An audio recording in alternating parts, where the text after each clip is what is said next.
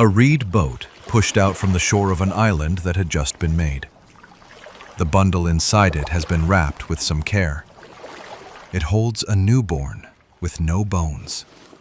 The first result produced by the two gods who were sent down to build the world. They were not punished. They were not tricked. They ran the procedure exactly as given. Except the wrong one of them spoke first.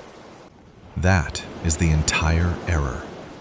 One step out of order, and the world fails to build. Japan's oldest book does not open with a creator who speaks and is obeyed. It opens with a bug report. Most creation stories are stories of design.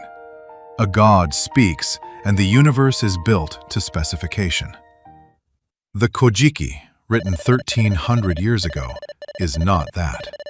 It reads like a system startup, and the one you just watched is the attempt that failed.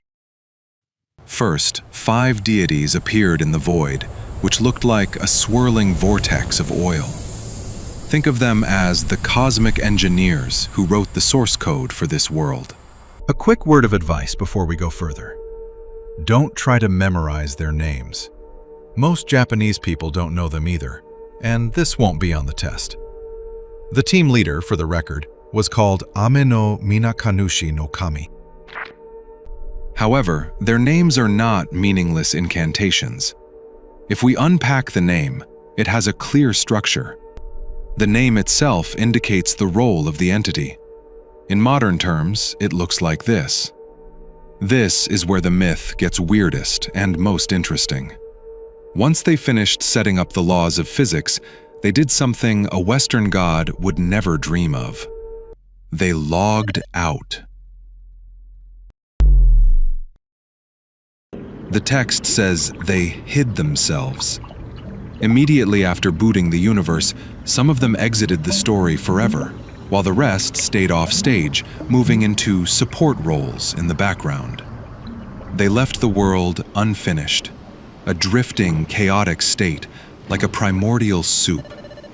What this universe needed was not an omnipotent ruler sitting in a chair, but field operators willing to get their hands dirty in the mud. 7 generations of abstract deities appeared, and at the very end of this sequence, our protagonists, Izanagi and Izanami, finally take the stage. They were handed a jeweled spear and given a mission that was essentially a total handoff. Go down there and do something about this chaos.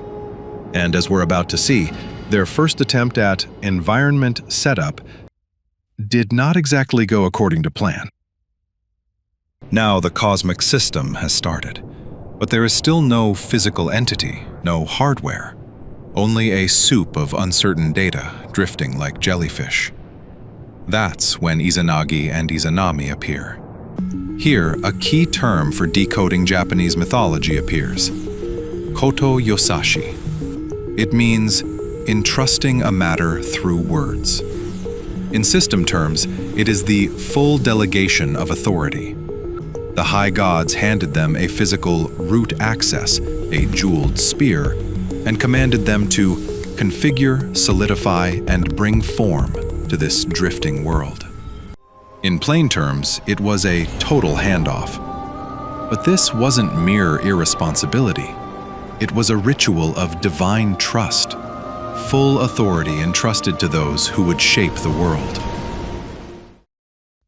The floating bridge of heaven was not yet a true connection, but a platform suspended between heaven and earth, a place from which creation would begin.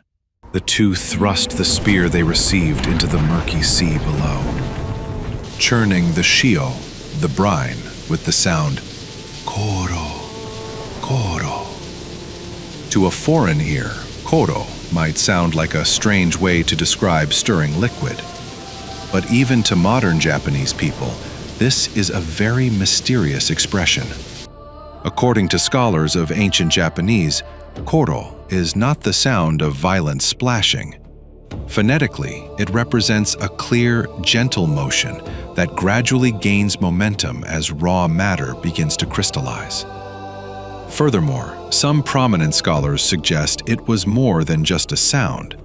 They believe it was a magical incantation, a spell chanted by the deities to invoke Kotodama, the spirit of words, to bind the chaotic universe into solid form. Through this resonance, raw matter, once drifting without form, is given order by the rotation of the spear, converging into a single mass. Scattered particles bind together and finally take on tangible form.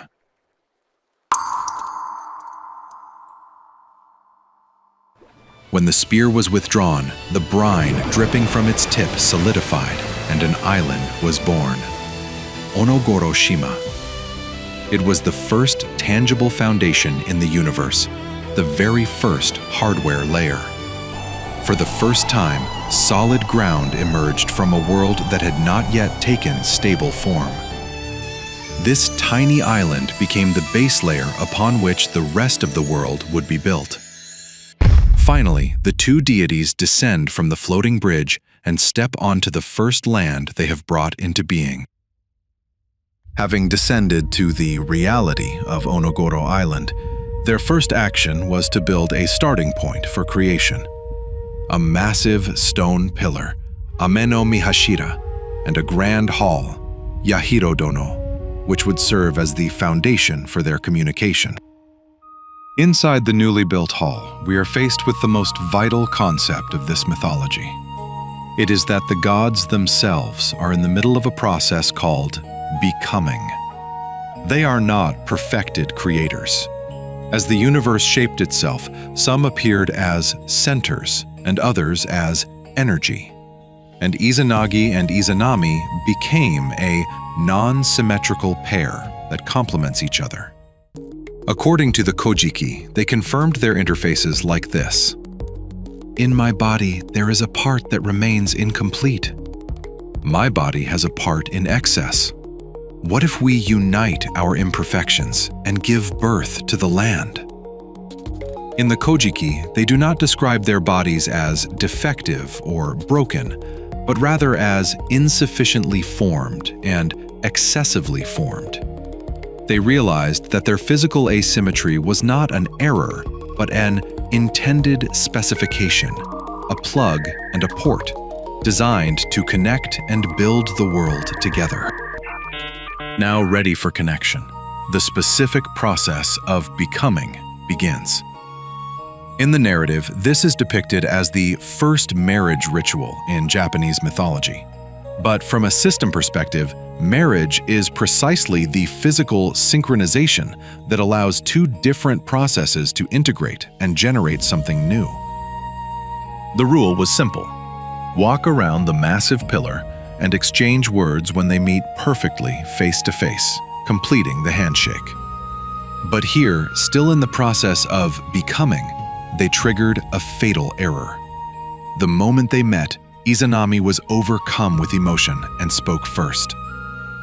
Oh, what a fine man! Then Izanagi replied, Ah, what a beautiful maiden. The ritual was complete, and the time for generation had come. But what was born was a boneless, incomplete child named Hiruko, and the next, Awashima, was also not counted among their offspring.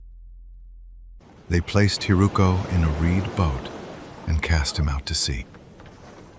Why did it fail?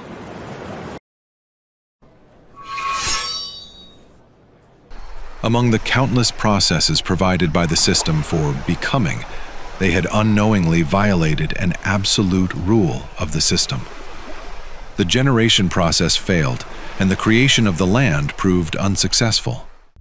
They would learn firsthand, not even gods can defy the absolute rules of the system.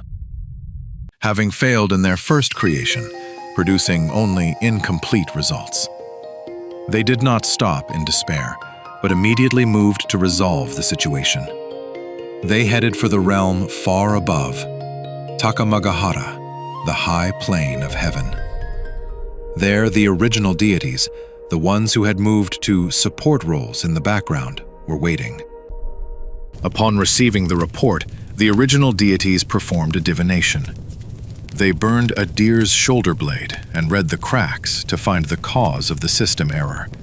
In modern terms, log analysis using a diagnostic tool.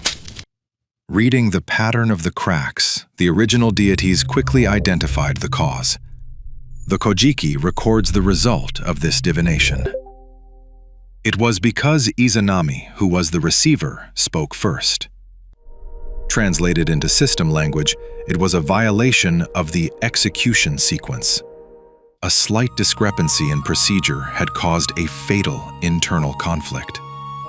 The original deities gave the two the correct sequence. The order of speech in the ritual was reversed. Go back down and try again. Having received the correct sequence, the two descended once more to Onogoro Island. This time, Izanagi spoke first, and Izanami responded. Connection established in the correct sequence. Once the correct code was running, the speed was phenomenal. Awaji, Shikoku, Kyushu, and finally, Honshu. Once the mechanism was established, physical entities were generated one after another, like a sweeping chain reaction. In the Kojiki, this is called the birth of Oyashima no Kuni, the land of the 8 great islands. It was the moment Onogoro Island, once a mere prototype, was scaled up into a magnificent architecture named Japan. The unfinished universe had evolved into a giant system running in perfect harmony. Or so it seemed. But towards the end of the scheduled generation process, a certain entity was about to be called. The next thing to be born was the god of fire, possessing destructive thermal energy. And Izanami, though a deity, would lose her life simply by being burned by this fire.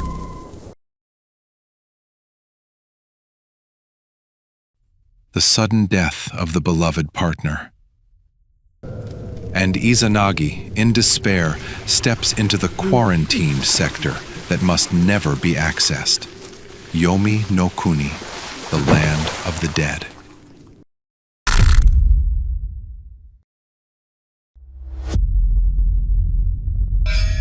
The most beautiful and terrifying story of loss and reboot in the history of Japanese mythology is about to begin.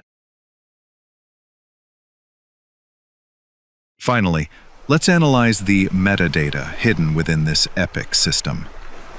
Hiruko, the incomplete data cast out to sea. In truth, the description in the Kojiki stops right after he is cast away. He is, so to speak, deleted from the main story. However, the people who lived within this mythology did not leave him that way. Along Japan's coasts, there exists a unique faith in yorigami, drifting gods. It is the belief that objects washed ashore are divine entities that bring blessings. This image of sacred drifting objects merged with the story of Hiruko. The discarded child survived the rough waves, was redefined by the logic of the external environment, and was given a new role as Ebisu, the god of the sea who brings fortune. The prayers of the people elevated an error discarded by the official history into a supreme god of fortune. This flexible framework may be the biggest reason why the system known as Japanese mythology has remained active for over 1,000 years.